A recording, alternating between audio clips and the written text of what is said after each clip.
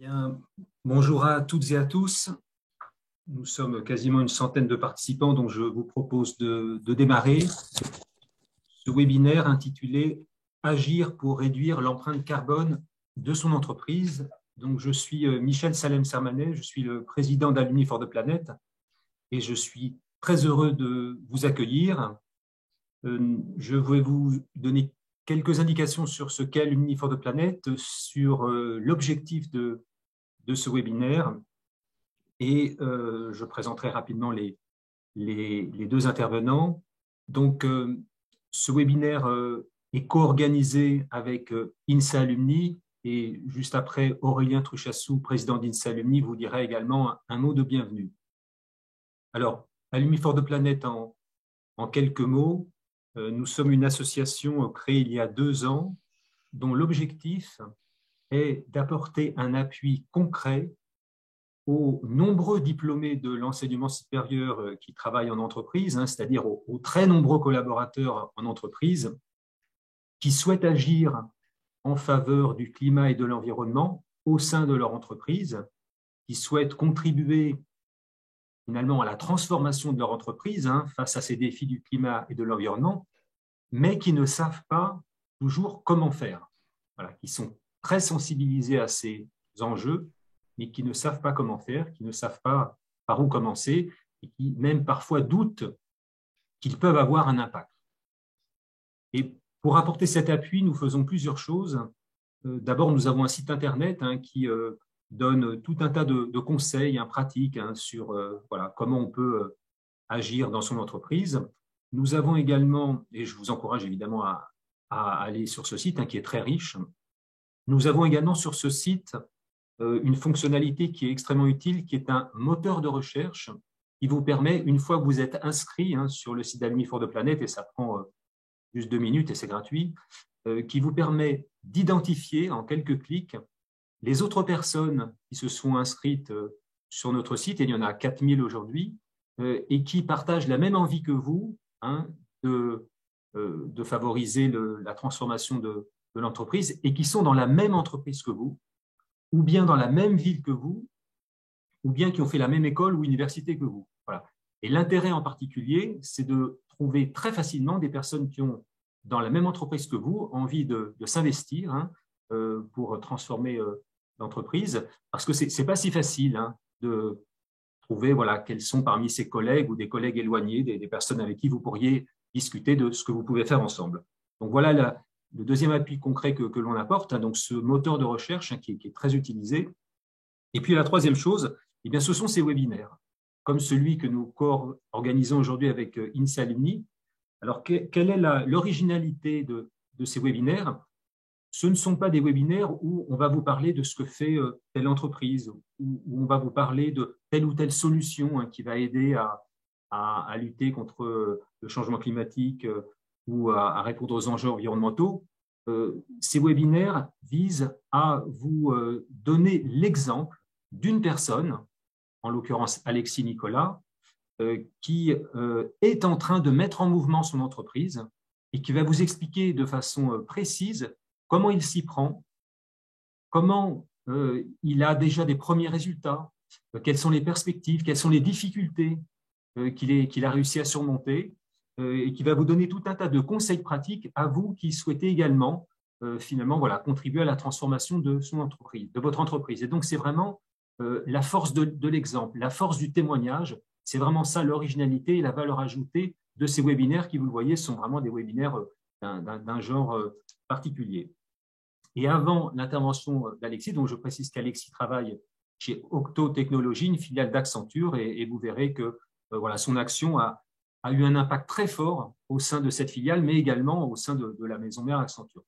Avant son intervention, il y aura l'intervention de Laurent Richard, que je remercie également, qui est un ancien de l'INSA Toulouse, et qui va finalement planter le décor, puisque Laurent Richard est un expert des questions climatiques, et qui va planter le décor en vous rappelant, puisque pour beaucoup ça sera un rappel, mais c'est quand même important, pourquoi il y a urgence climatique aujourd'hui, et surtout pourquoi les entreprises ont un rôle fondamental à jouer et comment les entreprises peuvent se transformer par rapport à ces enjeux climatiques, en particulier pour faire un diagnostic précis de l'impact carbone de leur activité, ce qu'on appelle un bilan carbone, et ensuite établir une stratégie bas carbone pertinente, ambitieuse, et la suivre et mesurer son impact. Et il y a un certain nombre d'outils qui existent, dont vous pouvez vous emparer et que vous pouvez recommander au sein de votre entreprise. Donc voilà un peu le programme. On démarra par Laurent Richard et ensuite le témoignage d'Alexis Nicolas.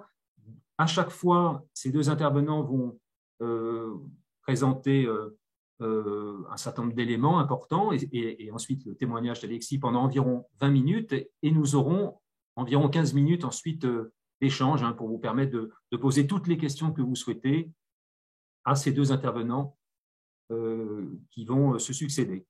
Je précise pour finir que 15 minutes avant la fin, nous mettrons en ligne, nous mettrons sur le chat le lien vers un sondage. C'est très important parce que nous souhaitons évaluer l'impact de ces webinaires.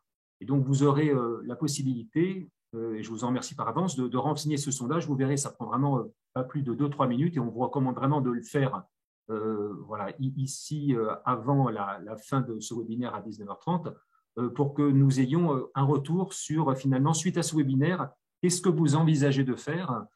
Ces sondages, évidemment, sont totalement anonymes. Ça nous permet de mesurer l'impact et d'améliorer ces webinaires. Nous les analysons ensuite, ces sondages, avec un organisme de recherche. Ils sont par ailleurs importants pour nos financeurs, je le précise. Toutes nos activités, en particulier tous nos webinaires, sont gratuits, mais c'est parce que nous sommes financés, notamment par des ministères et par l'ADEME, et qui nous demandent à juste titre une évaluation de l'impact de ces webinaires. Donc, merci par avance de renseigner ce sondage à la fin. Voilà ce que je voulais dire. Donc, profitez bien de ces deux interventions de très grande qualité. Je récupérerai ensuite moi-même des questions sur le chat que je poserai aux deux intervenants. Voilà, donc profitez bien de ces intervenants. Ils sont vraiment de grande qualité. Et puis ensuite, nous espérons que ça vous permettra de mieux comprendre ce que vous pouvez faire vous-même dans votre entreprise. Et je passe tout de suite la parole à Aurélien Trouchassou, président d'INSA Alumni, que je remercie très chaleureusement pour ce second webinaire que nous co-organisons ensemble et que je remercie beaucoup parce qu'INSA Alumni montre vraiment l'exemple de ce que toute association d'alumni peut faire avec nous. Il y en a 130 qui nous ont rejoints et nous espérons de cette façon démultiplier à grande échelle ces webinaires. Merci et à toi Aurélien. Merci Michel. Alors bienvenue à tous. Effectivement, je suis très heureux de pouvoir co-organiser ce second webinaire avec Alumni France de Planète. Alors pour rappel, juste un petit rappel, INSA Alumni, c'est l'association des associations de diplômés d'ingénieurs INSA, qui regroupe effectivement toutes les associations de chaque site. Et on est très heureux de vous accueillir pour ce deuxième webinaire. On est très heureux aussi que notre groupe d'écoles prenne à bras le corps le sujet de l'environnement en travaillant sur le sujet Climat Sup INSA, on appelle ça chez nous, avec le Shift Project pour mettre en place effectivement des formations plus dédiées et plus orientées pour que nos jeunes ingénieurs puissent avoir des billes pour notre avenir. Quand on voit effectivement que dans le groupe agro, les diplômés à la remise des diplômes râlent un peu, nous, on est quand même en avance sur le sujet à groupe INSA, donc on ne peut que s'en féliciter. Et puis, bon, je vous souhaite une bonne écoute, des questions, et puis je laisse la parole à Laurent. Merci beaucoup Michel, merci beaucoup Aurélien. Tout d'abord, je voulais dire évidemment que j'étais vraiment ravi d'être ici parmi vous. Merci beaucoup de l'invitation. Effectivement, j'ai passé quelques années à l'INSA Toulouse et j'en garde un très bon souvenir, des amis qui y sont maintenant enseignants et puis aussi des anciens de l'INSA avec qui je continue à travailler. Donc, une courte intervention pour souligner et puis pour parler un petit peu, comme l'a précisé Michel, sur les enjeux climatiques et le rôle que peuvent jouer les entreprises pour lutter et participer à résoudre ce défi. Les entreprises ont évidemment un rôle essentiel. Elles sont à l'intersection de nombreux milieux et elles sont créatrices d'activités et de richesses. Et on va voir un petit peu comment en France, quelles sont les possibilités, comment mettre en place une stratégie climat et quels sont les outils qui sont mis en place et qui sont mis à disposition pour tout un chacun et pour tout salarié qui veut essayer d'amener une stratégie, une dynamique climat dans et au sein de son entreprise. Alors, très brièvement, pour me présenter, moi, je suis maintenant depuis 11 ans, je travaille sur les questions climat-énergie. Donc, je suis consultant et je donne des formations à différents niveaux, que ce soit en entreprise, mais aussi pour les pouvoirs publics. Et j'enseigne en particulier au niveau universitaire. Il y a une demande ça a été souligné à l'INSA, il y a tout un programme qui se développe pour intégrer les questions et les problématiques climat. Et on voit qu'il y a une demande aussi au niveau universitaire pour essayer d'amener cette question-là et d'enseigner le climat et les énergies aux élèves qui soient ingénieurs ou dans d'autres disciplines. Et puis, évidemment, d'autres outils pour travailler sur ces questions-là. La fresque du climat, dont vous avez peut-être déjà entendu parler, et j'effectue aussi, on en parlera plus tard, des bilans carbone pour différentes structures.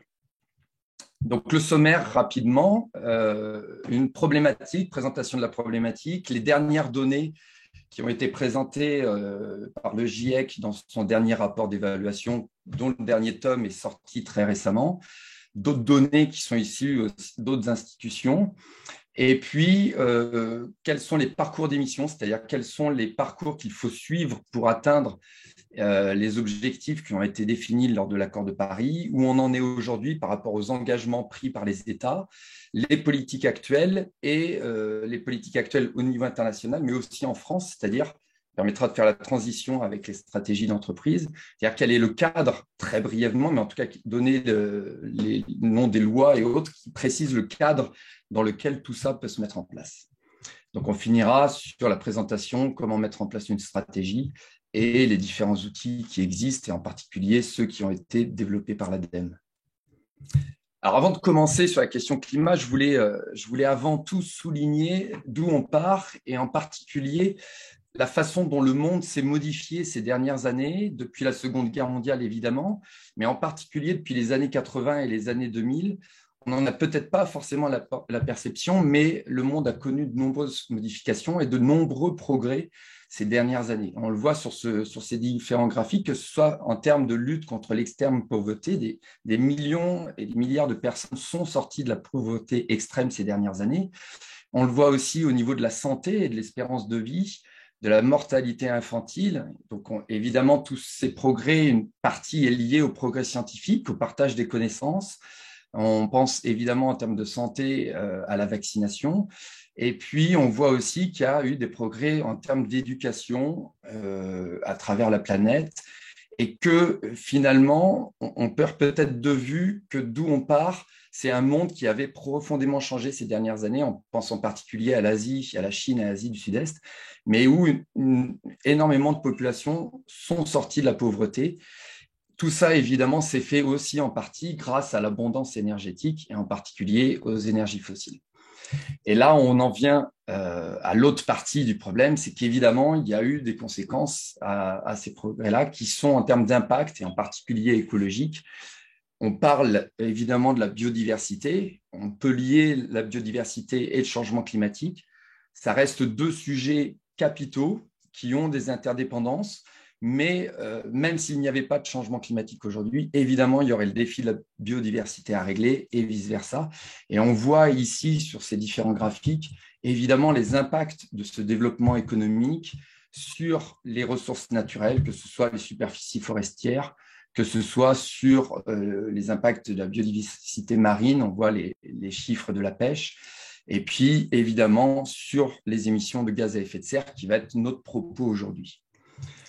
Ce défi-là, ce défi climatique, il a été étudié depuis de nombreuses années, et on a en quelque sorte une aventure intellectuelle qui est assez inédite, et en tout cas dans la façon dont internationalement s'est mis en place une collaboration qui a permis l'élaboration d'un consensus. Et donc maintenant, depuis plus de 30 ans, le GIEC, qui n'est pas un institut de recherche, qui est un institut qui regroupe quelques personnes finalement, mais qui regroupe ensuite des bénévoles, des scientifiques spécialistes de leur sujet, qui vont permettre de travailler et d'essayer de faire la synthèse des meilleures publications scientifiques de ces dernières années pour petit à petit construire un consensus qui sera validé en plus par les États.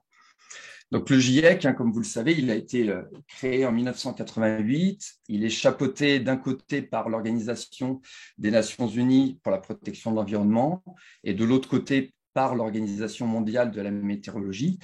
Et son rôle, c'est donc d'amener une expertise aux décideurs politiques, mais aussi évidemment aux décideurs économiques et aux citoyens pour que puissent s'élaborer, avec la meilleure science disponible, les meilleures décisions et en tout cas celles qui sont les plus pertinentes. Alors, on voit ici sur ce schéma les 3 derniers tomes que j'ai mis au centre qui sont liés, issus du dernier rapport d'évaluation, le 6e du nom, qui donc été publié entre 2021 et 2022. À chaque fois, sur ces rapports d'évaluation, on a 3 groupes de travail. Le premier qui est chargé de préciser la science du climat, où on en est, qu'est-ce qu'elle nous dit. Le deuxième qui est chargé de préciser les impacts et les vulnérabilités liées au changement climatique. Et puis le troisième, qui vient donc d'être publié il y a quelques semaines, et qui, lui, permet de préciser les mesures d'atténuation du changement climatique, quelles sont les solutions pour atténuer les émissions de gaz à effet de serre en particulier. C'est ça l'objet du 3e tome, et c'est évidemment celui qui a un intérêt très particulier pour qu'on puisse ici piocher les meilleures solutions, que ce soit pour un pays, pour un État, mais aussi évidemment pour une entreprise. À côté, j'y ai ajouté les 3 rapports spéciaux qui concernent 3 objectifs. L'un de limiter le réchauffement climatique à 1,5 degré. C'est un objectif précisé dans les accords de Paris. Et les 2 autres qui sont liés en particulier à l'usage des terres. Et là, ça concerne en particulier la forêt et l'agriculture. Évidemment, vous le savez, le défi, c'est que on voit ici sur ce graphique les différentes émissions de CO2 et on voit que depuis à peu près 800 000 ans, jamais le taux de CO2 n'a dépassé les 300 particules par million et qu'aujourd'hui, l'accélération est extrêmement rapide. C'est ça qu'il faut prendre en compte dans le changement climatique, c'est qu'en parlant de changement climatique et d'élévation de la température de 2 degrés d'ici la fin de ce siècle, on ne transmet pas forcément l'urgence de cette question-là qu'on voit plus précisément ici, puisqu'on voit la flèche et la concentration monter à une vitesse quasiment inégalée. Et aussi, on n'insiste pas sur la façon dont le changement climatique va instaurer des dérèglements climatiques, mais aussi des déchaînements par la multiplication des événements extrêmes. Alors, vous le saviez, tout ça est dû à l'émission des gaz à effet de serre. Ici, vous avez les gaz à effet de serre anthropiques, c'est-à-dire issus de l'activité humaine. Et on voit ici que ce sont en premier lieu, c'est le CO2, et 64% de ce CO2 est issu de l'utilisation des énergies fossiles et de l'industrie. 11% en plus est lié à l'utilisation des terres et à la déforestation. Et puis, on a 2 autres gaz à effet de serre en particulier. Le deuxième, c'est le méthane, qui est en particulier lié aux énergies fossiles, aux fuites de gaz, par exemple, et aussi à l'élevage bovin, à la fermentation entérique, plus à d'autres facteurs comme les rizières ou la fermentation des déchets organiques. Le troisième gaz étant le protoxyde d'azote ou l'oxyde nitreux, qui est lui en particulier lié à l'utilisation des engrais dans l'agriculture. Donc ici, on a 2 urgences. La première, elle est d'agir sur le CO2, évidemment, et en particulier par sa caractéristique physique qui est de rester dans l'atmosphère pendant de très nombreuses années. Et en particulier, on sait qu'à peu près 20% du CO2 qu'on va émettre va rester pendant des centaines, des milliers, voire des dizaines de milliers d'années dans l'atmosphère. Et donc, l'urgence d'agir sur les émissions de CO2, c'est évidemment, 1, parce que c'est le principal gaz à effet de serre d'origine anthropique, et 2, parce qu'on va avoir un impact sur le long terme qu'on ne pourra pas éviter ensuite. Le deuxième objectif, l'urgence, c'est d'agir sur le méthane, parce que c'est un gaz à effet de serre à peu près 28 fois plus puissant que le CO2, mais aussi parce que si on veut éviter de dépasser une certaine élévation de la température. On sait que le méthane a une durée de vie très courte, de l'ordre de 10 ans à peu près, et que donc si on agit sur ce gaz-là, on aura un résultat qui sera très rapide.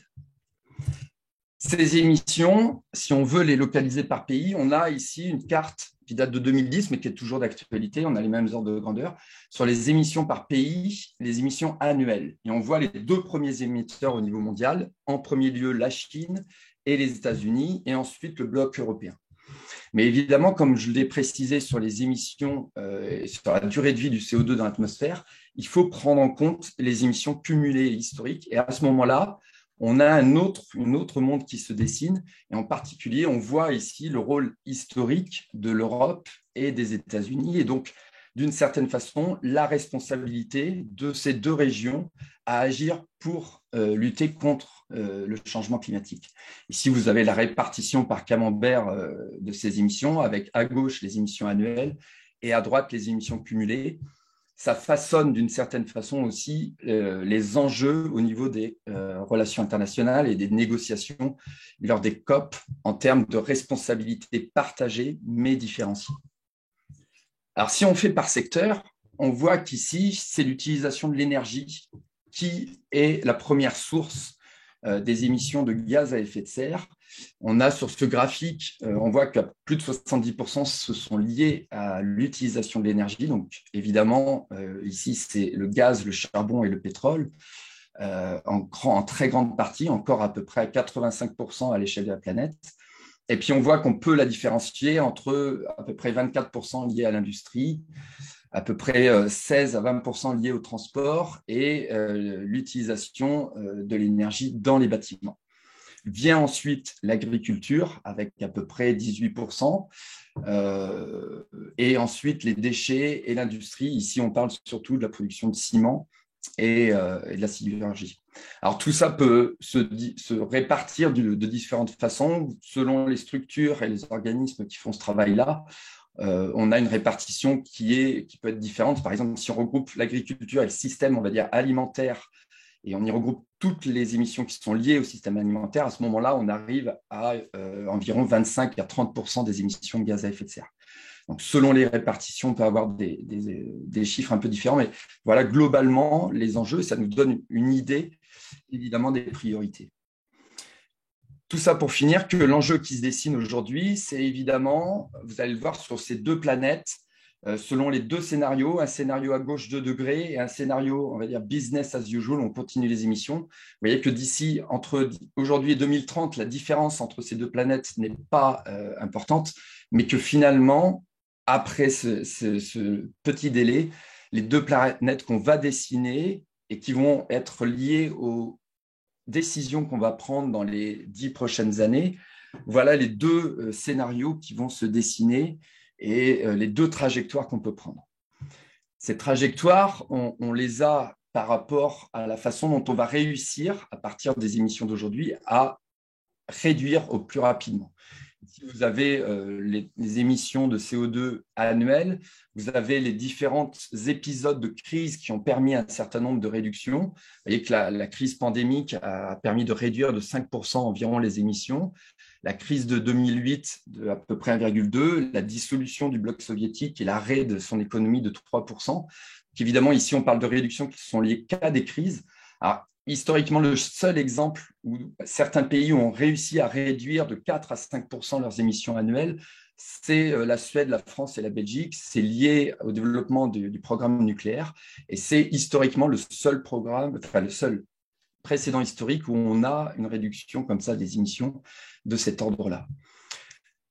Les scénarios qu'on doit suivre, évidemment, vous avez ici, à partir de 2020, vous voyez que les scénarios qui permettent une réduction de l'ordre de 1,5 à 2 degrés d'ici la fin de ce siècle correspondent à une réduction qui est quasi immédiate à partir de 2020. C'est-à-dire qu'évidemment, plus le délai est long d'action, plus ça va être dur et plus la courbe de décroissance doit être important pour arriver à ces objectifs.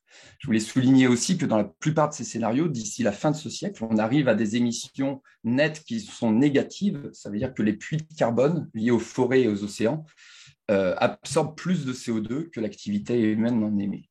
Je vais passer sur ces slides-là. Tout ça pour préciser où on en est aujourd'hui, c'est-à-dire où, à l'issue de la COP26 à Glasgow, on voit sur ce différent graphique différentes estimations de l'élévation de la température d'ici la fin de ce siècle. Alors, on voit que si les différentes politiques sont mises en place telles qu'elles sont annoncées, on arrivera à un réchauffement qui serait de l'ordre de 2,6 à 2,9 degrés.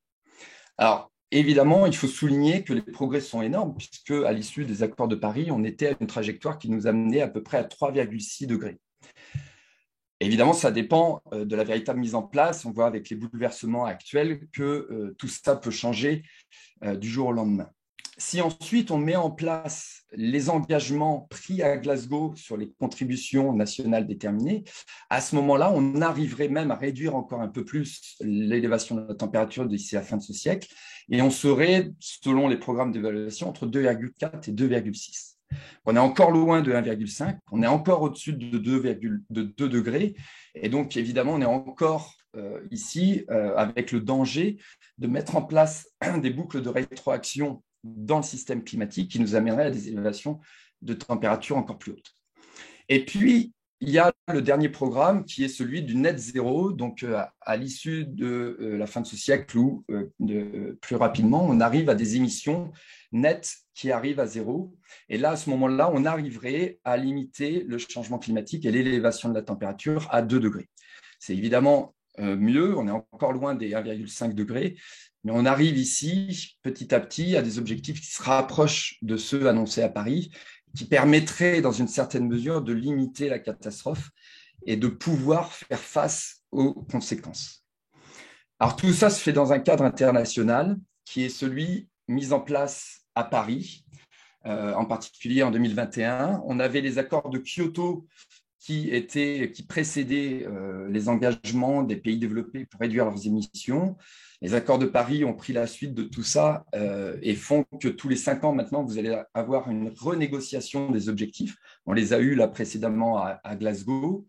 Et puis, on a à côté de ça l'accord de Montréal qui a été annoté pour y inclure les autres gaz fluorés, qui sont d'autres gaz à effet de serre pour lesquels il faut essayer de trouver des alternatives, puisqu'on a trouvé des alternatives aux gaz qui causaient le trou de la couche d'ozone, mais il se trouve que ces gaz-là sont de puissants gaz à effet de serre, et donc il faut trouver ensuite d'autres alternatives. Le cadre français, lui, il se pose selon différentes lois qui ont été mises en place. On pense à la loi Grenelle 2, on pense au paquet climat, énergie, on pense aussi au pacte vert européen, qui est un cadre lui européen, et puis à la stratégie nationale bas carbone. Alors là, je vous ai mis juste un graphique rapidement pour vous montrer où on en était, et effectivement, on est un peu au-dessus de premiers objectifs qui avaient été fixés lors de la première stratégie nationale bas carbone. Mais effectivement, avec la pandémie, on est dans les temps par rapport à la stratégie nationale bas carbone qui a été mise à jour en 2019. Il te reste 5 minutes. Tous ces objectifs, pardon ? Il te reste 5 minutes.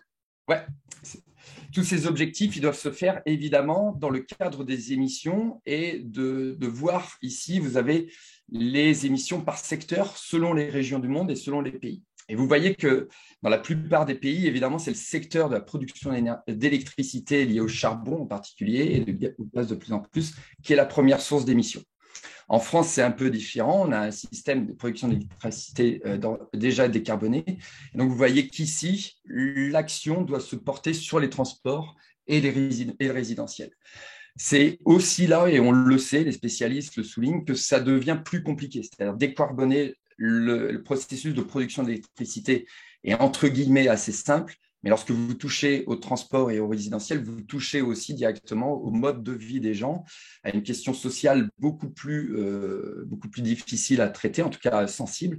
Et c'est là où les politiques doivent être mises en place de façon beaucoup plus délicate. En France, si on fait le total et si on essaye de sectoriser encore plus précisément, on voit qu'on est à peu près à 10 tonnes de CO2 équivalent, c'est-à-dire on prend aussi en compte les autres gaz à effet de serre par personne. Alors vous verrez, vous aurez ces documents-là, vous pourrez un peu fouiller tout ça. Je ne vais pas m'attarder dessus, mais on a des estimations assez précises de secteur par secteur là-dessus. Alors maintenant, pour l'entreprise, quelles peuvent être les stratégies climat au sein d'une entreprise. Alors d'abord, évidemment, il faut essayer de fixer les enjeux. Les enjeux, en premier lieu, ils sont liés aux risques associés au changement climatique. Vous avez les risques de réglementation et puis aussi les risques de raréfaction des ressources. On le voit avec la crise de la pandémie. Ces crises-là, il faut essayer de les prévoir. La crise climatique, elle est annoncée depuis de nombreuses années. Le GIEC en précise les conséquences maintenant aussi régionalement. Donc, une entreprise peut essayer sur sa chaîne de valeur, sa chaîne de production, essayer de fixer les enjeux et les risques. Sur cette chaîne de valeur, il faut donc voir aussi les risques climatiques, mais aussi les risques de tarification carbone. On le voit dans l'Union européenne, on a des projets de cet ordre-là. Il faut voir aussi quels peuvent être les impacts sur la chaîne de valeur.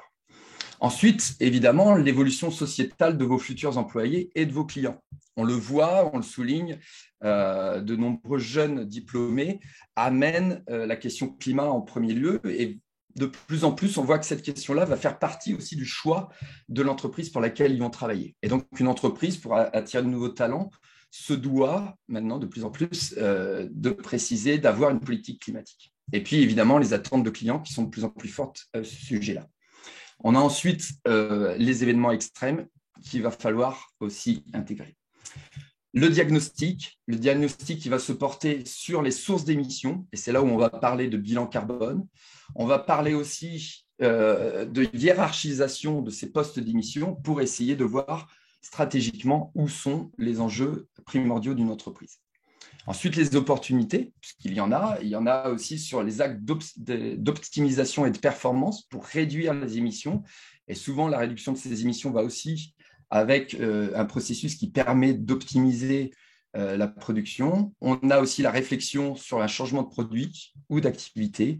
Et puis, on a sur la communication autour de ces actes de travail par rapport à ses clients ou ses employés. La stratégie, elle va se décliner de différentes façons. Sur la communication de ces enjeux, essayer de le voir comment on peut communiquer au plus haut niveau de l'entreprise pour essayer ensuite de développer une stratégie sur l'ensemble du spectre de cette entreprise-là.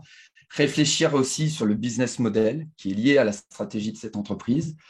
L'acculturation aux enjeux climatiques, très importante pour essayer de créer une dynamique au sein des salariés, au sein des dirigeants. C'est un des premiers points qui est souvent mis en avant.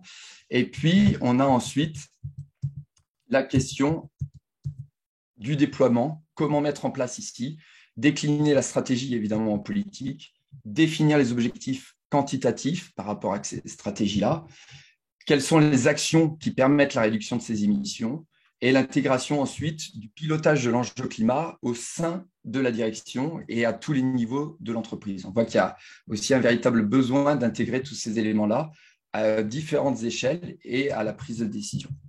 Et alors pour conclure, sur les outils, vous avez évidemment les outils d'acculturation, la fresque du climat, les ateliers d'automne, d'autres ateliers comme En-ROADS qui permettent de modéliser aussi et de voir les impacts de la prise de décision pour une entreprise sur les différents secteurs, que ce soit bâtiment, énergie.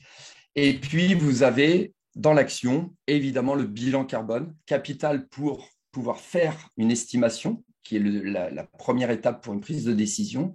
Et ensuite, vous avez l'ADEME qui a développé tout un programme qui permet ensuite, à partir de l'évaluation des émissions de GES, d'aider au développement de la stratégie, dont j'ai précisé certaines étapes, la mise en œuvre et ensuite le programme ACT qui lui permet ensuite de faire un retour et de suivre une entreprise dans ses prises de décision. Il y a un accompagnement qui est proposé et qui permet ensuite d'optimiser aussi la réflexion sur la stratégie et sur la mise en place au sein d'une entreprise. Tout ça vous aurez tous les liens pour essayer de voir et d'aller un petit peu plus loin. Je vais conclure là-dessus en précisant qu'évidemment, pour le bilan carbone, on a deux éléments, le scope 1 et 2 qui prennent en compte l'activité directe ou indirecte de l'entreprise et le scope 3 qui, lui, est tout ce que vous allez prendre en compte en amont et en aval, que ce soit sur les achats de biens et sur les clients. Et ce qu'il faut savoir, c'est que très souvent, les émissions du scope 3 pour la plupart des entreprises, en particulier celles de services évidemment, représentent de 70 à 80% de ces émissions. Et c'est là où, dans la stratégie de développement d'une stratégie climat dans l'entreprise, il faut aussi réfléchir non seulement à son entreprise, mais aussi à ses fournisseurs, à ses distributeurs, et essayer de créer une dynamique collective qui dépasse seulement le cadre de l'entreprise même. Voilà, ce sera le mot de la fin. Je vous laisserai les liens dans la documentation pour évidemment fouiller et aller plus loin sur toutes les propositions qui ont été mises en place par l'ADEME et tous les différents outils qui permettent la sensibilisation et les estimations des émissions. Voilà, merci beaucoup. Merci beaucoup Laurent pour cet exposé très clair, hein, qui était peut-être pour certains un rappel du défi climatique que nous avons devant nous. Et donc, merci pour avoir indiqué quels sont les principaux outils. Hein. C'est important, hein, puisque voilà, il y a toute une expérience, hein, de nombreuses entreprises, hein, dont vous pouvez bénéficier. Et puis, bien sûr, avec l'appui de toutes les méthodes qui ont été mises au point sous l'égide de l'ADEME, hein, donc qu'a rappelé Laurent, donc à la fois le bilan carbone pour savoir où on en est, hein, quelles sont les activités les plus émettrices, et puis comment établir une stratégie, comment la piloter, l'évaluer. Donc voilà, tout ça existe, il n'y a qu'à s'en saisir et vous pouvez avoir une action très forte au sein de votre entreprise pour contribuer, hein, à ce que votre entreprise justement se saisisse de ces outils. C'est ce que va nous expliquer juste après Alexis Nicolas, puisque c'est vraiment ce qu'il a fait au sein de son entreprise. Alors, je vois qu'il n'y a pas eu de questions posées, mais par contre, beaucoup de remerciements pour Laurent pour sa présentation extrêmement claire. Hein. Alors, je vais te poser quand même une question, Laurent, puisque tu es en contact avec de nombreuses entreprises, hein, depuis des années. Est-ce que tu constates une évolution, hein, au niveau des entreprises, hein, dans la prise en compte de ce défi? Et deuxième question, quels sont, d'après toi, voilà, les résistances, les freins qu'il faut encore lever aujourd'hui pour accélérer les choses, puisque voilà, on sait bien, il y a nécessité d'accélérer très fortement cette transformation. Alors, merci Michel pour ces questions. Alors, on me pose très souvent à la fin des interventions et ce que j'en pense personnellement, c'est-à-dire mon ressenti, évidemment, par rapport à une problématique qui personnellement nous dépasse tous. Donc, on a besoin aussi de savoir un petit peu dans quel état de pessimisme ou d'optimisme on est par rapport à cette question-là. Et j'ai l'habitude de répondre que c'est vrai que ça fait quasiment 11 ans maintenant que je travaille sur cette question du changement climatique. Et si je devais voir les changements, ils sont énormes. C'est-à-dire que depuis, en tout cas, j'allais dire 4-5 ans, moi, je vois une dynamique très forte qui est en train de s'installer autour de la question du changement climatique et à tous les niveaux, que ce soit au niveau de l'éducation, que ce soit au niveau des pouvoirs publics, que ce soit au niveau des professionnels et des entreprises.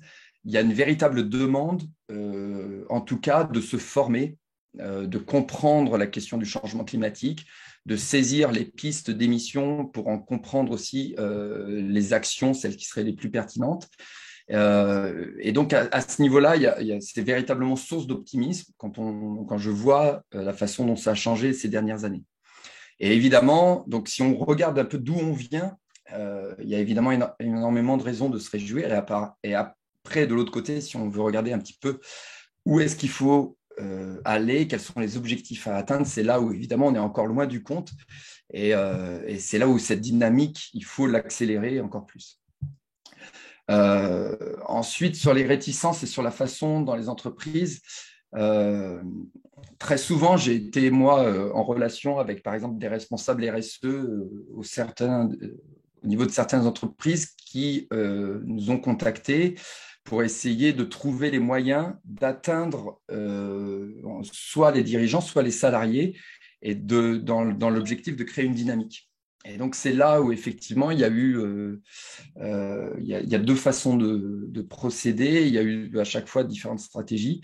Mais c'est vrai que d'un côté, il y a l'idée de créer des groupes de réflexion au sein des entreprises pour essayer d'amener une dynamique.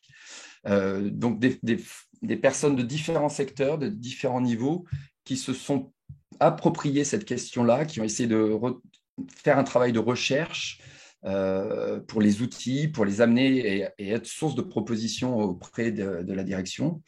Et puis de l'autre côté, une direction qui peut être aussi sensibilisée, qui comprend l'enjeu et qui à ce moment-là met en place. Alors sur les barrières, je dirais qu'il y en a plusieurs et ça dépend après des secteurs, mais très souvent, il y a une barrière qui peut être réglementaire, c'est-à-dire on sent une réticence à agir parce qu'on a besoin de savoir dans les prochaines années quelle va être la réglementation, comment ça va se mettre en place, est-ce qu'il va y avoir une taxe carbone, est-ce qu'il va y avoir différents... pour essayer de juger un petit peu le marché et l'évolution à ce niveau-là. Je dirais que c'est celle-là souvent la principale.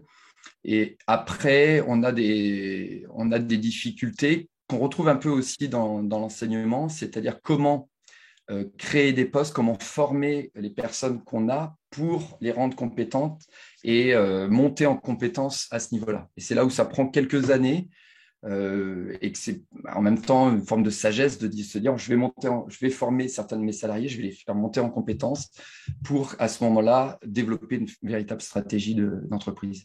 Okay, merci Laurent.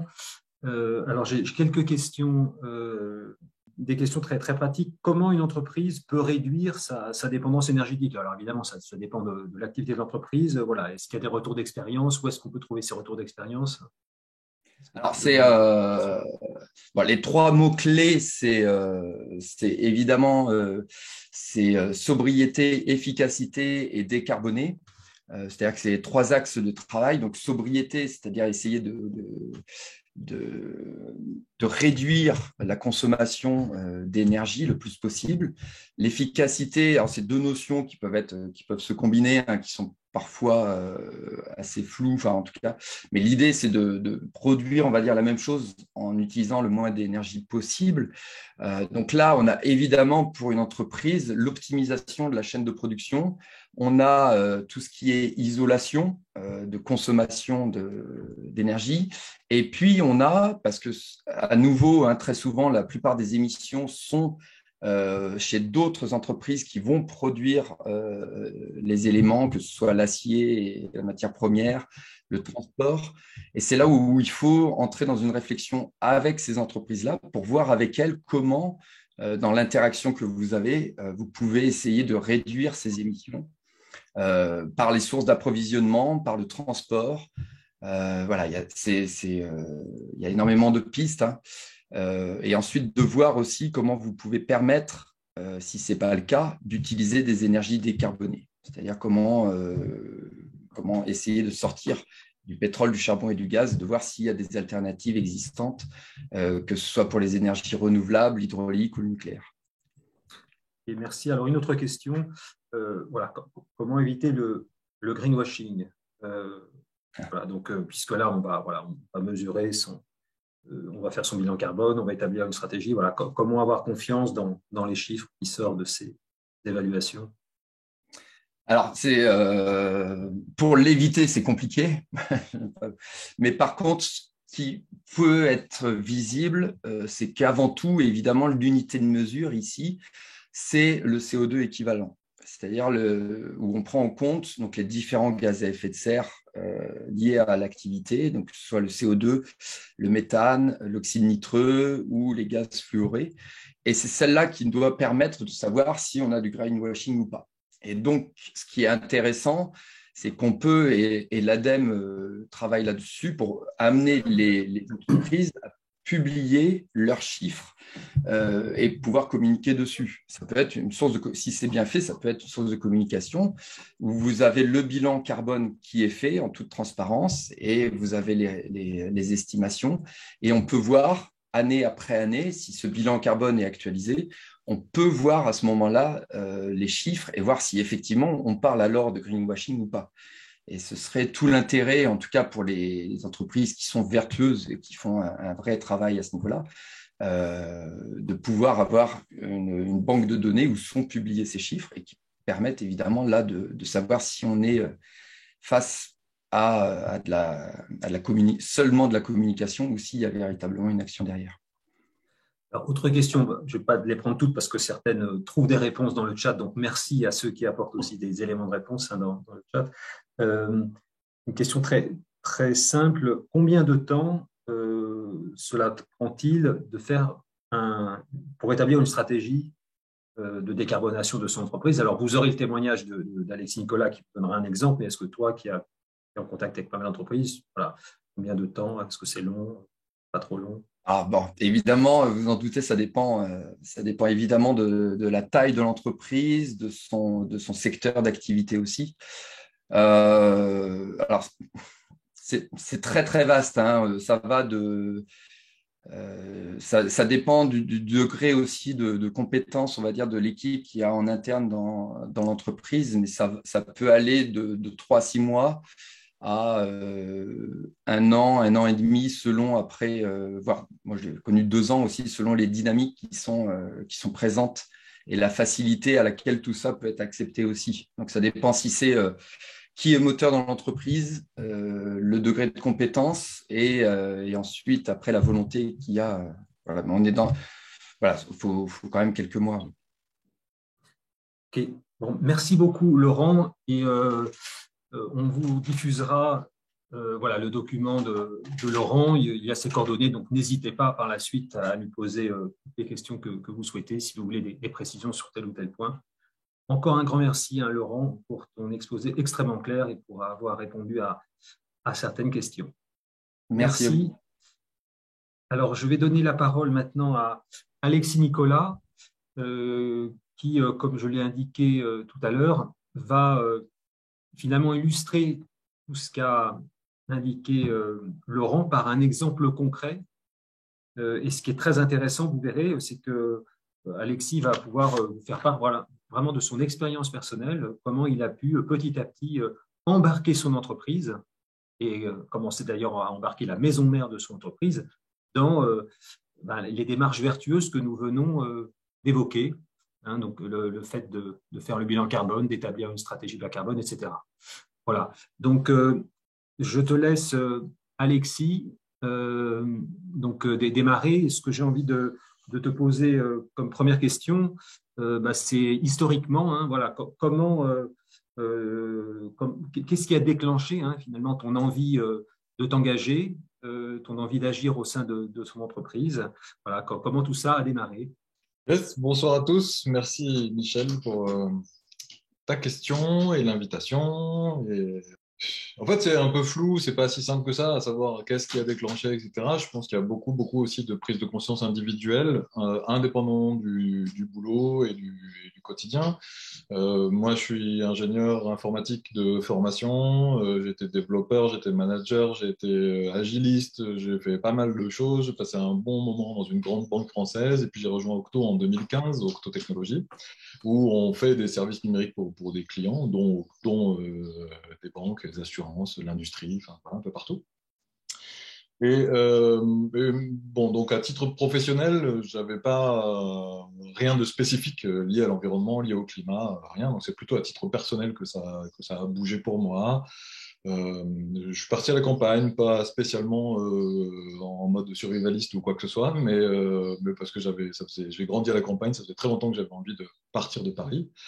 Donc j'ai fait ça et doucement ma conscience a vraiment monté à titre perso et à la campagne, je vois l'état des sols, je vois les arbres autour de moi souffrir des sécheresses très concrètement, ce que je ne voyais pas quand j'étais dans un appartement parisien. Voilà, le béton souffre un peu moins du chaud et du froid. Et je pense que j'ai été de plus en plus affecté vraiment corporellement parlant, et que c'est devenu, et me formant aussi, ce faisant, suivant des conférences, en m'auto-formant beaucoup. À titre perso, c'est monté pour moi et jusqu'en, je me rappelle très bien, début janvier 2020, j'ai écrit à mon patron, je lui ai dit, écoute, bon, j'étais en intercontrat, et je lui ai dit, écoute, moi je peux plus continuer de bosser si c'est pas plus directement relié au changement climatique, aux enjeux qui se passent, je peux plus venir au boulot. Donc, deux options, soit je démissionne et je m'en vais, et voilà, soit on trouve quelque chose pour moi à faire au sein de Octo Technologies, pardon. Et là, il m'a dit, bah, Banco, ça fait un petit peu de temps qu'il y a des inquiétudes des employés sur ces sujets-là. Pourquoi on ne lancerait pas un bilan carbone? Pourquoi tu ne prendrais pas le rôle de chef de projet? Je sais faire chef de projet. Je n'avais pas calculé le bilan carbone, donc on s'est fait aider, bien sûr.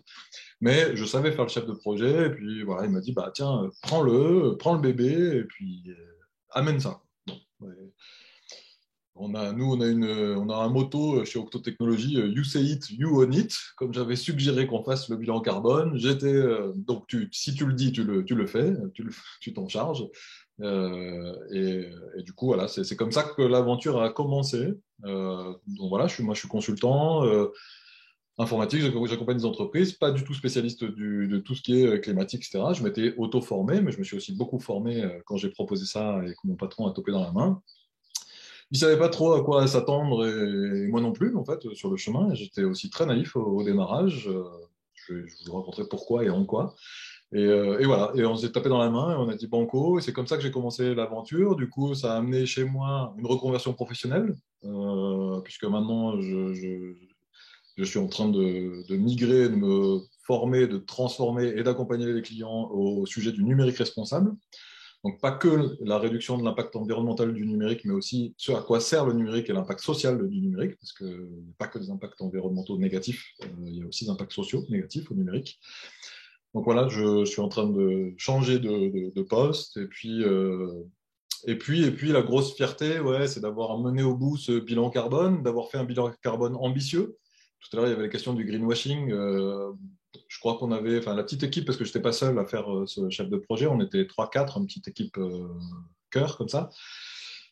Et c'est comme ça que de proche en proche, on s'est un peu auto-formé, formé un peu par le consultant qui nous a accompagnés. On a formé nos collègues qui collectaient les données, notamment nos amis de la finance, nos amis des RH, nos amis des moyens généraux, parce qu'il a fallu collecter plein de données pour faire un bilan carbone. Il faut aller chercher plein de données.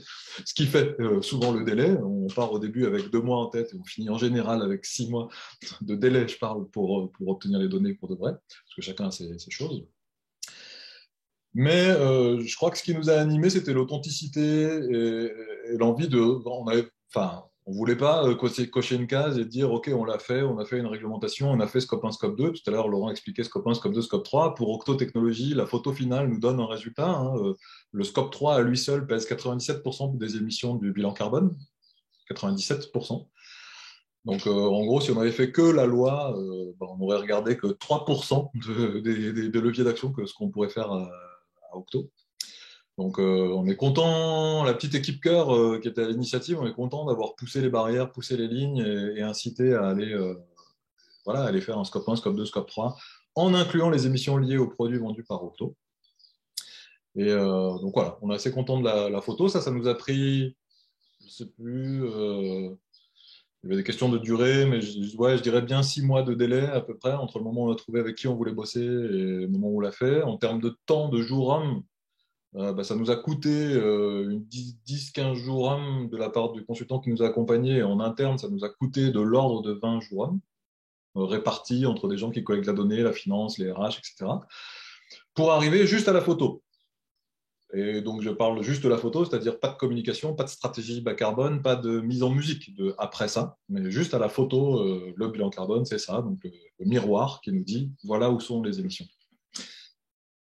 Ok, alors et Alexis, peut-être avant de poursuivre, je voudrais juste revenir sur le bilan carbone, parce que tu nous en avais parlé et j'ai trouvé ça intéressant. C'est qu'est-ce qui a fait que assez vite, donc ta boîte a accepté de faire un bilan carbone plutôt que de lancer différentes actions, parce que je me souviens que tu nous avais raconté qu'à l'occasion, je crois, d'impôts, voilà, certains disaient tiens, il faut faire ci, il faut faire ça, et finalement, toi, tu as dit non, surtout, attendons avant de lancer des actions. Faisons un bilan carbone. Comment est-ce que cette proposition finalement a été ressentie? Parce que ça peut paraître, j'irais reporter à plus tard des premières actions. Est-ce que ça pourrait freiner une dynamique? Et en fait, voilà, comment est-ce que cette méthode un peu rigoureuse de dire d'abord on mesure avant de se lancer tête baissée dans telle ou telle action a été accueillie?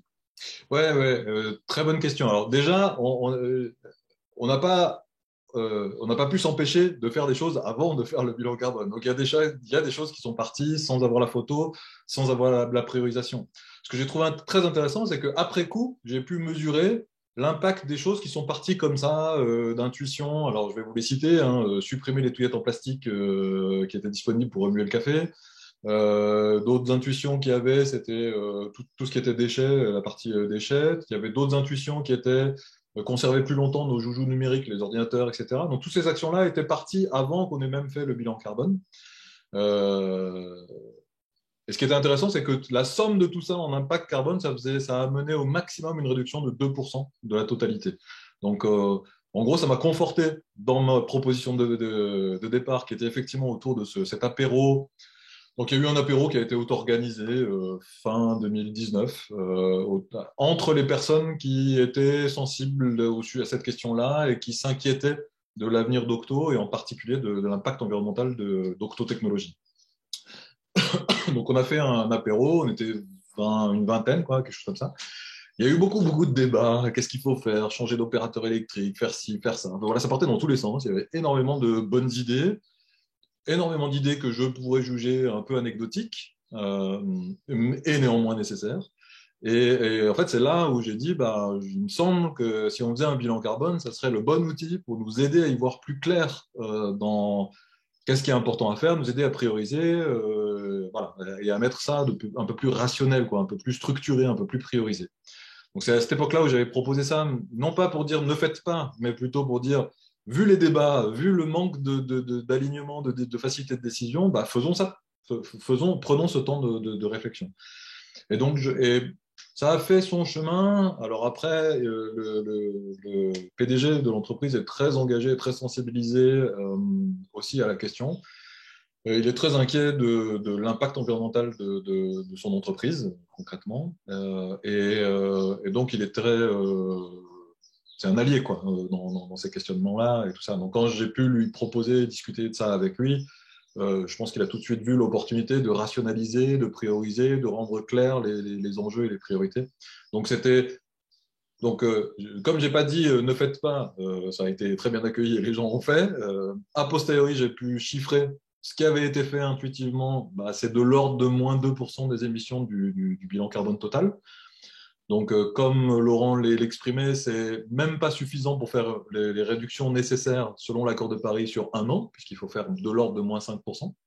Donc, c'est assez intéressant parce qu'après coup, on s'est rendu compte que l'intuition ne suffit absolument pas et que le bilan carbone est fondamental à faire, un bilan carbone sérieux et complet, pour vraiment comprendre et prendre la mesure de l'ampleur du chemin qu'il y a à faire. Donc, ça, c'était assez passionnant.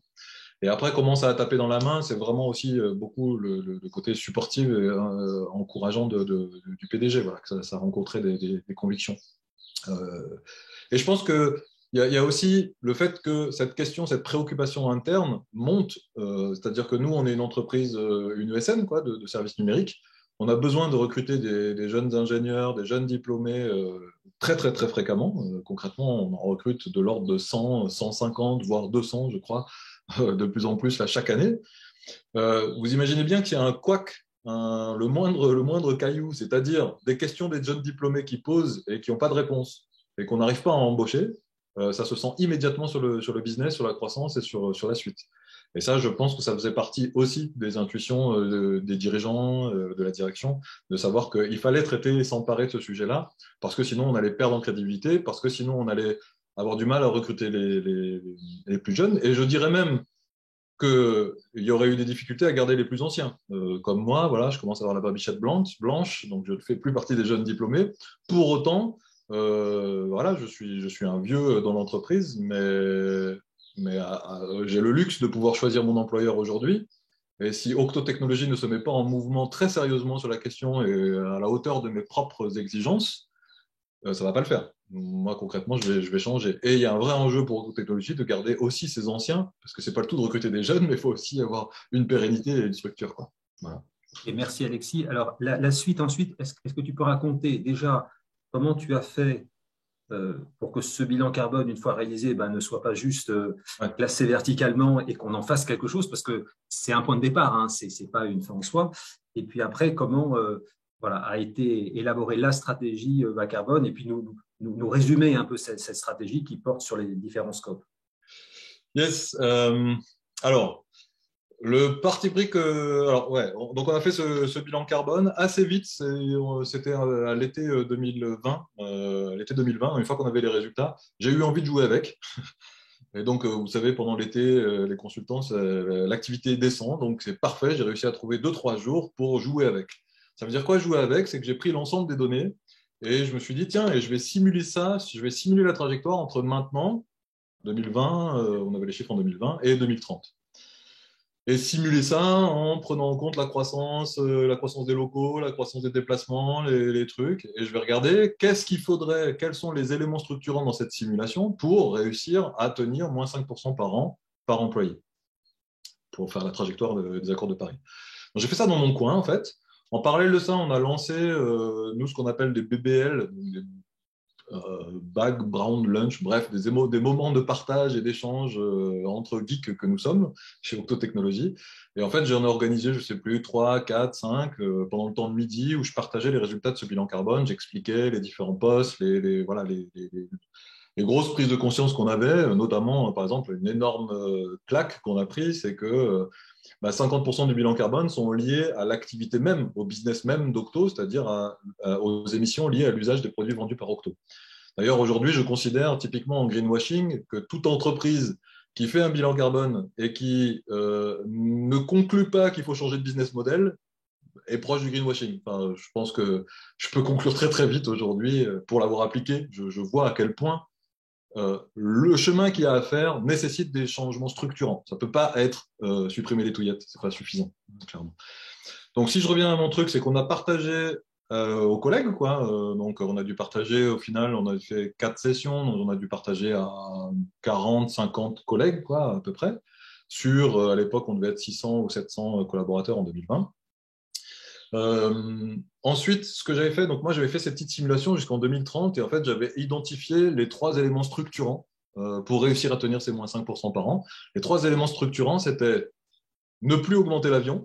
Il fallait absolument que le nombre de kilomètres en avion pris par les consultants n'augmente pas à la même vitesse que la croissance des effectifs, quoi. Donc il fallait que ça soit stable.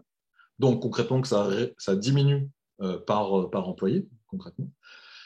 L'autre élément structurant, c'était le nombre de mètres carrés par consultant. Le nombre de mètres carrés par consultant devait décroître. S'il augmentait aussi vite, donc ça veut dire si on augmente la taille de nos bâtiments, on n'allait pas tenir la trajectoire de moins 5% de réduction. Et enfin, 3e élément structurant, c'est qu'il fallait que la façon dont on livre nos services numériques, puisque nous, on vend des services numériques à nos clients, il fallait que la façon dont on livre nos services numériques aille vers une trajectoire d'éco-conception. Il fallait qu'on passe de 0% en 2020 à 100% en 2030. Donc, vous voyez bien que ces 3 éléments structurants sont gigantesques et il fallait faire un « et », c'est-à-dire qu'au tout début, moi, j'imaginais des scénarios en me disant « bon, si on arrête l'avion, ça va marcher. Si on fait ci, ça va marcher. » Donc, en gros, j'avais qualifié ces scénarios dits extrêmes dans ma tête en me disant c'est des scénarios qui sont costauds à accepter. La grosse claque que j'ai pris quand j'ai fait ce travail-là l'été 2020, c'est que non seulement il fallait les faire, mais il fallait tous les faire jusqu'en 2030. Et ça a été vraiment une grosse claque. Du coup, je l'ai partagé à des personnes de la direction en leur disant waouh, on a mis le doigt dans un truc quand même costaud. Et c'est comme ça, entre le partager aux collègues et le partager comme ça en one-to-one, en point à point, à quelques personnes de la direction avec qui je me sentais à l'aise de partager ça, que du coup, cette prise de conscience, elle a grandi, elle a émergé. Et ensuite, elle a grandi. Ensuite, la direction m'a demandé de faire une présentation dédiée aux 25 dirigeants de la boîte, des apprentissages, de la simulation, voilà, des trucs que j'ai appris et découverts dans ce chemin-là. Ça a amené la direction à me demander à faire une présentation à toute la boîte pendant une plénière. Donc, tous les 3 mois, on a des présentations. Donc, j'ai fait la présentation du bilan carbone à toute la boîte. Et très vite, en fait, ça a suscité l'envie de la direction de s'emparer pour de vrai du sujet. Donc, ils ont très vite acté que Octo allait s'engager à faire moins 5% de principe, sans savoir exactement qu'est-ce que ça allait donner, mais à acter le principe. Et depuis, là, maintenant, il y a une politique de prise de l'avion qui est actée, qui est prise en compte, et donc on cherche à arrêter, pas arrêter, pardon, mais vraiment à limiter l'avion au maximum et au strict nécessaire, et à surtout pas que ça augmente, quoi. C'est ça le principe, et donc à favoriser le train. On a acté le fait de rester plus longtemps dans nos locaux, et comme on est en croissance organique, du coup, mécaniquement, ça va réduire le nombre de mètres carrés par consultant. Et on a acté, alors ça c'est gigantesque, et j'ai vu les résultats il n'y a pas longtemps, donc c'est des vraies décisions qui sont assez bluffantes. On a acté qu'on allait viser le 100% de missions éco-conçues d'ici 2030. Pendant longtemps, il y a eu des débats, comment on fait, est-ce qu'on le vend aux clients, etc. En fait, la direction est arrivée à une conclusion que je trouve très, très, très puissante, qui est non, non, non, on va pas le vendre, on va pas chercher à convaincre nos clients, c'est juste que c'est notre nouvelle façon de faire. Comme à une époque, Octo Technologies a basculé, on a dit notre façon de faire, c'est de faire des services numériques en agilité. Pour ceux qui connaissent les méthodes agiles, Octo a décidé en 2006, je crois, c'était par défaut, nos façons de faire, c'était agile. Là, en 2021, ça a pris un petit peu de temps, mais en 2021, la direction a acté que notre nouvelle façon de faire était agile et éco-conçue. Bon, quand on dit ça, on n'a pas tout à fait tout fait encore, parce qu'il reste encore à définir qu'est-ce que c'est qu'éco-conçu. Il reste à former 900 consultants aujourd'hui. Alors on en est à 150 formés, là, ça avance. Et surtout, on est passé de une formation au catalogue, parce qu'on a un catalogue de formation Octo Technologies là, pour les artisans du logiciel. On est passé de une formation disponible en 2021, pardon, il y a un an. Et là, on en est à 10 formations disponibles pour former tout type de profil, des développeurs front, des développeurs back, des product owners, des UX à ces questions d'éco-conception. Donc, on est très content du chemin parcouru et moi, je suis bluffé de à quel point une petite étincelle de bilan carbone, voilà, tout ce que ça donne aujourd'hui à l'échelle d'Octo Technologies. Finalement,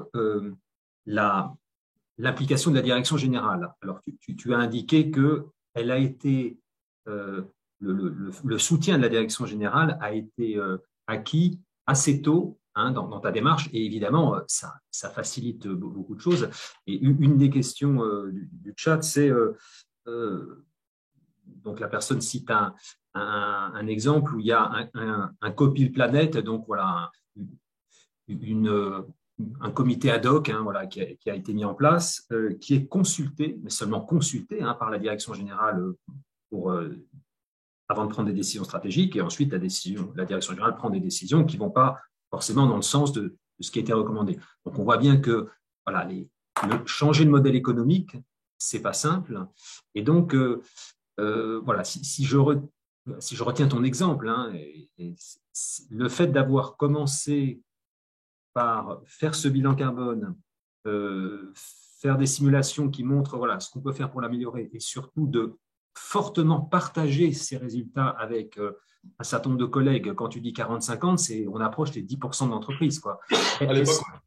Voilà. Est-ce que c'est un des moyens pour faire en sorte de, sans faire la révolution, de rendre les choses un petit peu irréversibles, pour que la direction générale s'empare de ce sujet et ne puisse pas l'enterrer et faire… Ouais. En fait, moi, quand de temps en temps, on me demande un conseil, qu'est-ce que je peux faire dans mon entreprise, avant même la question du bilan carbone, parce que des fois, c'est pas encore mûr, c'est pas encore prêt. Quand je l'ai proposé, c'était un terreau très favorable dans lequel j'étais, donc c'est pas tout le temps reproductible. Mais mon conseil, avant même que ce terreau soit fertile, c'est d'arrêter d'être timide sur ses inquiétudes.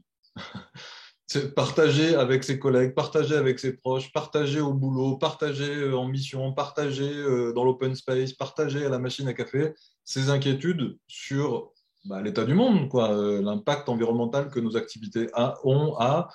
Je crois que d'oser dire qu'on est inquiet, d'oser dire qu'on a peur, d'oser dire que ça s'annonce pas tout à fait rose pour nos générations et les suivantes, d'oser ça, d'oser cette vulnérabilité de partager ses inquiétudes, moi je pense que c'est un bon tout petit premier pas, avant même parce qu'on va se rendre compte qu'on n'est pas tout seul en faisant ça, très très très vite.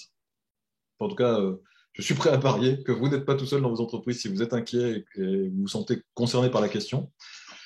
Et si en plus vous venez en disant j'ai vu des retours d'expérience, j'ai entendu ça, ce serait cool qu'on fasse un bilan carbone. Ah, on en a déjà fait un, d'accord, mais on a fait scope 1, scope 2. Ah bah oui, mais bon, moi j'ai compris que quand on fait scope 1, scope 2, c'est que 3% du total, ça sert à rien, donc il faut qu'on fasse plus. Ok, et voilà, et de faire grandir ça. Donc partager ses inquiétudes, oser le faire, c'est pas simple, mais oser le faire, et on verra qu'on n'est pas seul, ça rassure. Et ensuite, venir avec des solutions à ces inquiétudes-là, c'est-à-dire challenger son entreprise, challenger sur des politiques, par exemple, un autre truc de greenwashing. Moi, j'embête la maison mère aujourd'hui, que tu as cité tout à l'heure, mais j'embête la maison mère d'Octotechnologie parce qu'ils ont une stratégie qui est net zéro en 2025. Alors, c'est une très, très grosse boîte, Accenture, 500 000 personnes, 2 fois plus gros que BNP Paribas. Donc, c'est énorme. Donc, on ne va pas changer comme ça. Donc, pour l'instant, ça n'a pas bougé. Cette communication, elle est encore là.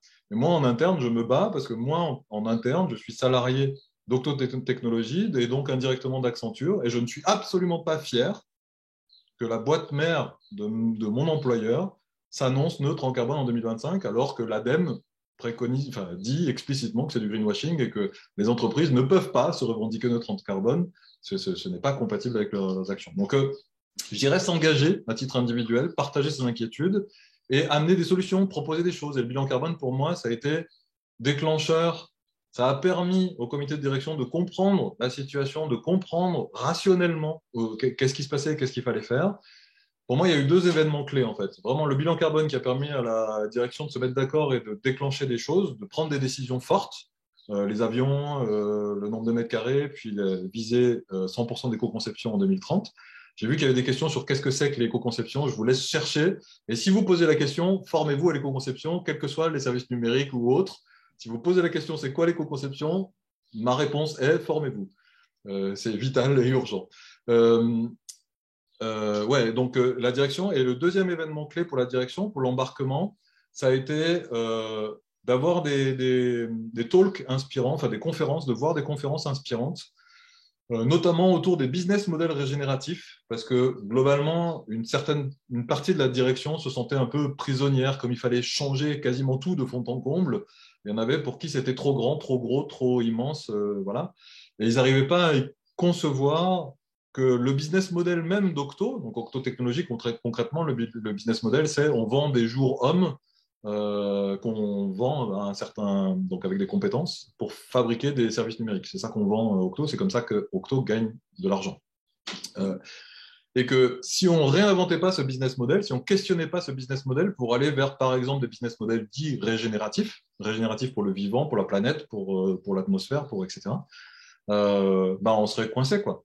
Et par exemple, passer de la vente de pneus à la vente de kilomètres de nombre de kilomètres parcourus par le pneu, ça, c'est un business model plus vertueux que le nombre de pneus. Parce que si je vends le nombre de pneus, j'ai intérêt à vous vendre un pneu qui meurt tous les 3 jours pour que vous en achetiez des nouveaux. Si je vends un nombre de kilomètres par pneu, j'ai intérêt à ce que mes pneus durent le plus longtemps possible. Donc, il y a des business models qui sont aidants et qui sont vertueux pour l'environnement, d'autres qui ne le sont pas. Et à entendre ces conférences-là, la direction, ça a été le deuxième moment fort qui a embarqué 95% de la direction. C'est la différence par rapport à il y a 1 an, quand j'ai fait le témoignage, ce n'était pas le cas encore. Et là, ça a eu lieu début d'année. Et là, ça a embarqué 95% de la direction, où maintenant tout le monde est convaincu que c'est par là qu'il faut aller, que c'est l'avenir. Par contre, il y a encore beaucoup de chemin d'apprentissage, de répondre à la question c'est quoi l'éco-conception. Voilà, là je fais le malin en disant que je le connais, mais c'est pas vrai. Non, en fait ça se construit, ça se définit, ça se recherche. Les réponses sont pas encore là. Il y a plus de questions que de réponses aujourd'hui. Ok, merci Alexis. Avant de passer à la question suivante, je voudrais vous indiquer que Florian, donc d'Alumni for the Planet, va mettre sur le chat le lien vers le sondage. Donc je vous encourage à passer 2-3 minutes, tout en continuant à écouter Alexis pour renseigner ce sondage. Alors, tu as dit que tu étais à 95%, donc ça me fait plaisir parce qu'on va pouvoir t'inviter encore de nombreuses années pour jusqu'à 100%. Alors, plus sérieusement, tu as dit, juste une réponse en 2 mots, tu ne vas pas dire ce qu'est l'éco-conception, mais du coup, la question, c'est où peut-on se former à l'éco-conception? Est-ce que tu peux répondre? Après, je peux répondre pour la partie pour des gens qui travailleraient qui seraient ingénieurs informatiques, qui seraient développeurs, qui seraient concepteurs. Ça, je peux répondre. Venez sur le Octo Academy et vous trouverez un grand catalogue de formations. Mais pas que. Il y a l'alliance greenIT.fr qui propose des formations. Il y en a plein. Mais éco-conception, retenez juste que quand on fait éco-bidule, ça veut dire qu'on se pose la question et qu'on intègre la réduction de l'impact environnemental de ce qu'on fait, de ce qu'on produit, de ce qu'on conçoit, le plus tôt possible. Voilà, je le dirais comme ça. Merci Alexis. Alors, une question d'une personne qui travaille dans une grande entreprise, très grande entreprise, qui dit que c'est plus difficile, évidemment, d'avoir un accès à la direction générale. Alors, quelle peut être ta recommandation, sachant que finalement, ton exemple est intéressant au sens où tu fais partie d'une très grande entreprise, le groupe Accenture, et tu as commencé par agir de façon voilà, très significative au sein d'une des filiales qui peut ensuite donner des idées à la maison mère. Voilà. Ouais. Qu'est-ce que tu peux dire à quelqu'un qui est dans cette très grosse entreprise? Bah, ouais, moi, ma recommandation initiale, c'est de partager ses inquiétudes, d'en discuter, de continuer d'en discuter, de faire communauté. Si vous avez des réseaux sociaux internes à l'entreprise, d'en parler, d'échanger, de créer l'événement avec des fresques du climat, avec des ateliers d'automne, avec faites. Ça c'est accessible, mais souvent à petite échelle, dans des business units où on peut avoir un peu de budget pour organiser une fresque ou autre. Moi, je dirais ça parce que plus vous serez nombreux à être sensibles et à partager ces inquiétudes-là, plus il y aura du poids et plus vous aurez des chances d'atteindre au-dessus et au-delà. Donc voilà, première recommandation serait la continuité de ce que je disais tout à l'heure, mais en passant carrément à activer, trouver un peu de budget dans des business units ou autres. Après, des bilans carbone, c'est aussi possible d'en faire même dans une grosse entreprise, d'en faire à l'échelle de la DSI. Bon, moi, c'est beaucoup mes interlocuteurs, le DSI, etc. Mais voilà, à l'échelle du marketing, à l'échelle de que sais-je. Et pourquoi pas de recommander, de proposer de commencer par un bilan carbone à l'échelle de la DSI. Et puis après, chemin faisant, vous vous rendrez compte, si vous êtes dans l'industrie, par exemple, que le bilan carbone de la DSI, en première approximation, ça va peser 1% du bilan carbone total, surtout si vous êtes dans l'industrie énergétique ou autre. Et puis là, du coup, vous pourrez commencer, en tout cas, vous commencerez à avoir les outils au niveau donc vous allez donner les outils au niveau de la direction des systèmes d'information, d'aller challenger ses petits copains, la direction produit, la direction marketing, la direction et de enfin réaliser, par exemple, il y a beaucoup de gens dans l'informatique qui veulent être partenaires business.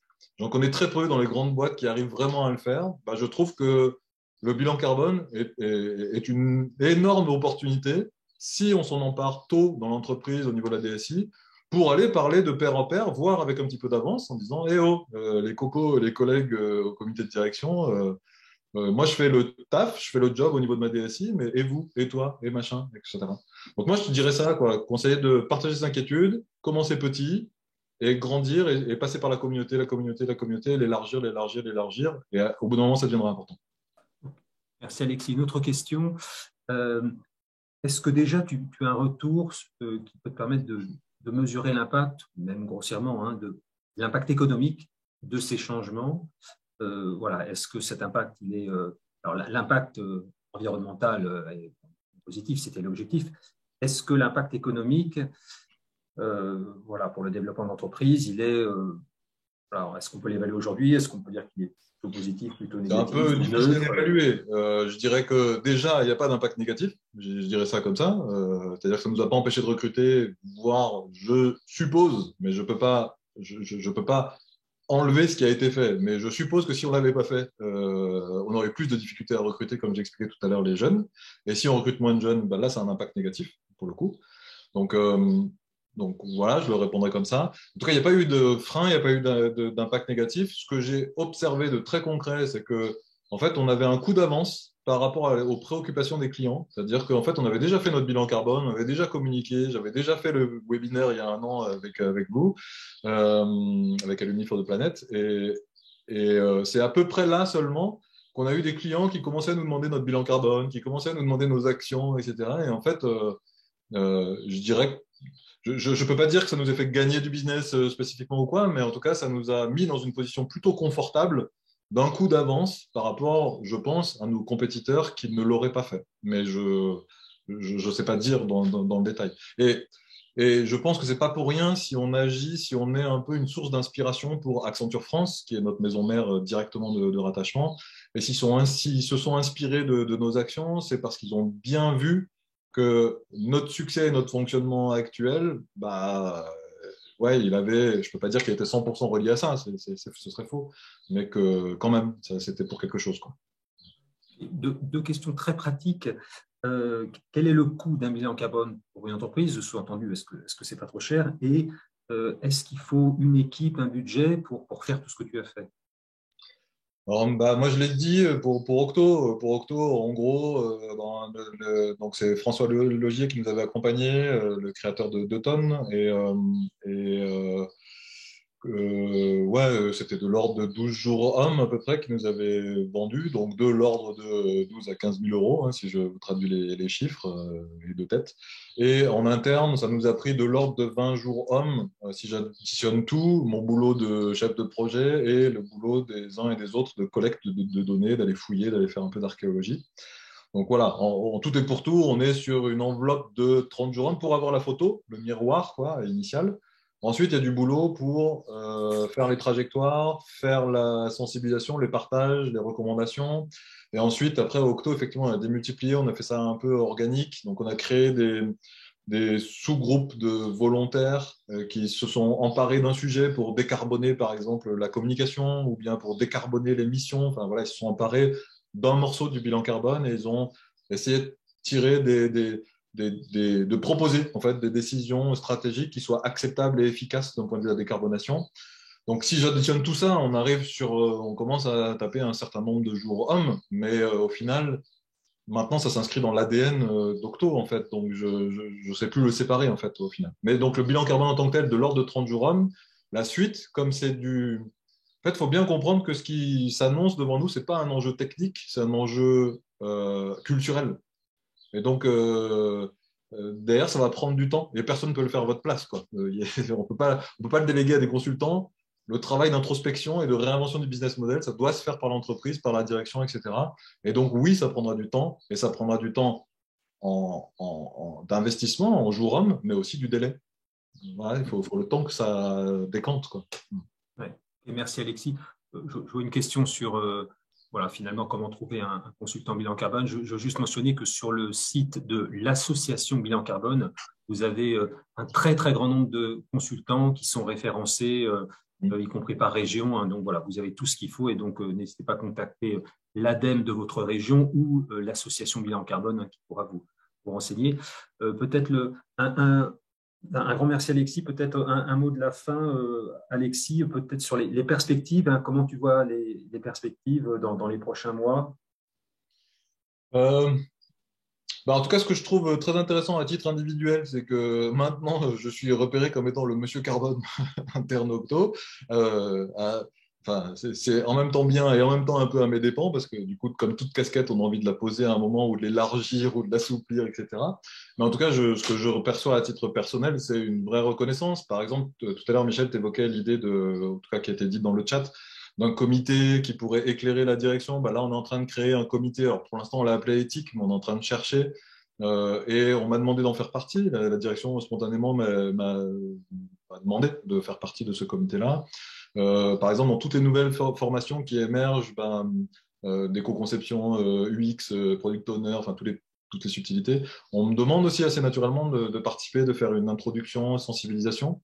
Donc, moi, je retire aujourd'hui beaucoup de satisfaction et de reconnaissance de la part de l'entreprise. Enfin, maintenant, voilà, mon travail à plein temps, c'est d'accompagner Octo Technologies et les clients dans cette transformation, prise de conscience, etc., témoignage. Les perspectives, en fait, je pense que ces enjeux climatiques, de toute façon, vont aller vers plus de contraintes, souhaitées, subies, peu importe. Il y aura probablement de la réglementation qui va monter. Ça, c'est écrit d'avance, quels que soient les partis politiques, ça, c'est écrit d'avance, puisque la contrainte physique, biophysique, elle est là. Donc, ça va augmenter. Et donc, ce que je trouve chouette pour Octo, c'est d'avoir, entre guillemets, peut-être 1 à 2 ans d'avance par rapport aux compétiteurs. Et donc, moi, je pense que là, c'est en train de devenir le nouvel ADN en fait, d'Octo Technologies, comme je le disais tout à l'heure. Et je pense que ça, c'est bien pour nos futurs recrutements, c'est bien pour le business futur aussi, en tout cas pour continuer d'exister. Et donc, ouais, moi, je dirais que les perspectives sont assez réjouissantes parce qu'elles sont faites, ça rejoint le côté greenwashing, elles sont faites de manière authentique. On connaît les limites de ce qu'on a fait, on n'hésite pas à dire... par exemple, on a toute une partie dans le bilan carbone qui a été fait maison parce qu'il n'y a rien qui existe. Et donc, on a écrit un article pour publier toutes les limites de ces chiffres-là et qu'il ne fallait pas le prendre comme étant écrit noir sur blanc, mais c'est des estimations, c'est du mieux qu'on a pu. Et par exemple, on a investi aussi, on a accueilli un doctorant en chiffres parce qu'on pense qu'on manque cruellement d'informations, de connaissances et de recherches scientifiques sur le sujet. Et donc, on se dit, c'est pas nous avec des bouts de ficelle et un pauvre fichier Excel. On peut faire des trucs, mais ce serait bien de financer de la recherche aussi. Donc, on accueille un thésard qui travaille sur ces questions de mesure d'impact environnemental, assisté, accéléré, du numérique en particulier. Donc, ouais, les perspectives, moi, je les trouve assez réjouissantes parce que si je le synthétisais comme ça, je pense que dans notre métier, en tout cas, je ne sais pas si c'est vrai partout, j'ai une intuition que si, mais bon, en tout cas, pour nous, chez nous, Octotechnologies, en tant qu'artisan logiciel, mon intuition, c'est qu'il faut tout réinventer. Notre business model économique, la façon dont on fait du logiciel, la façon dont on travaille, l'idée même de croître de façon organique, ça, il faudra le questionner aussi et le réinventer. Et je trouve ça assez génial, cette perspective de tout réinventer. C'est comme s'il y avait une feuille blanche qui s'offre à nous et on se dit, ah, on réécrit. Et s'il fallait réinventer le mail, on le ferait comment? Voilà. Et ça, je trouve ça assez génial en termes de perspective. Et surtout que je constate vraiment la puissance fédératrice que le sujet réduire les impacts environnementaux, c'est hyper fédérateur. Et donc, c'est très, très, très puissant pour ressouder aussi une communauté, pour amener plus loin. Donc, les dynamiques, enfin, les perspectives, je les trouve assez réjouissantes pour l'avenir. Voilà. Très bien. Un grand merci, Alexis. En conclusion de ton intervention, moi, je dirais juste deux choses qui, à mon avis, vont inspirer beaucoup les participants. C'est que, d'une part, ton action a été fortement reconnue. Hein, et quand tu disais tout à l'heure, n'hésitez pas à en parler autour de vous, n'hésitez pas à en parler à votre hiérarchie.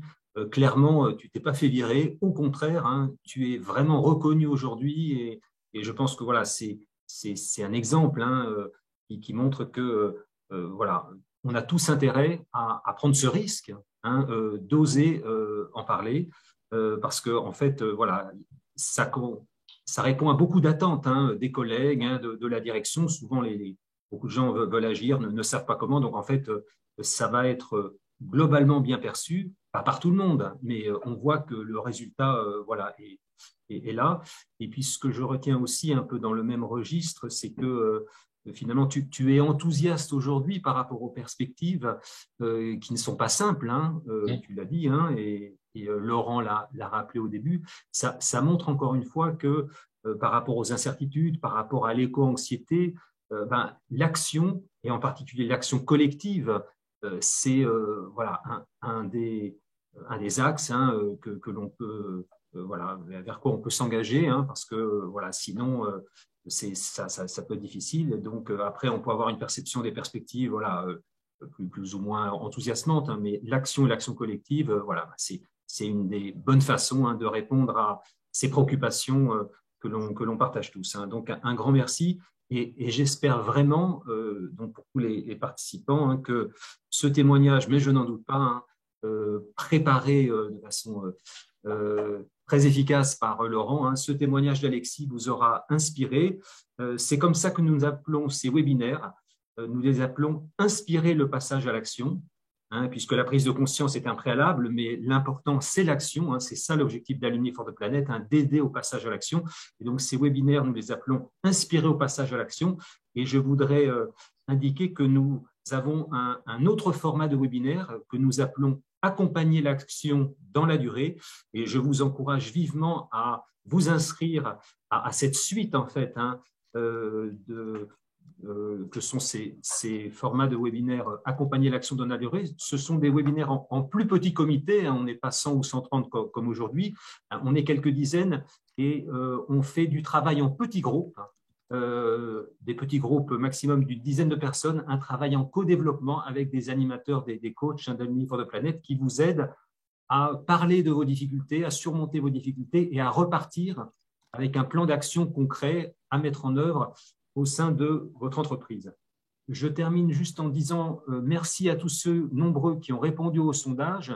Et comme d'habitude, ce sondage montre que la grande majorité d'entre vous indiquent leur intention hein, de passer à l'action à court terme hein, suite à ce témoignage. Donc, vous avez été nombreux à être inspirés. Hein, donc, nous ne pouvons que vous en féliciter et à vous encourager au-delà de cette intention, évidemment, à très court terme, donc comme indiqué dans le sondage, sous une semaine, à passer à l'action, à contacter des collègues, à les identifier, à faire une première réunion pour discuter de ce que vous pourriez faire collectivement.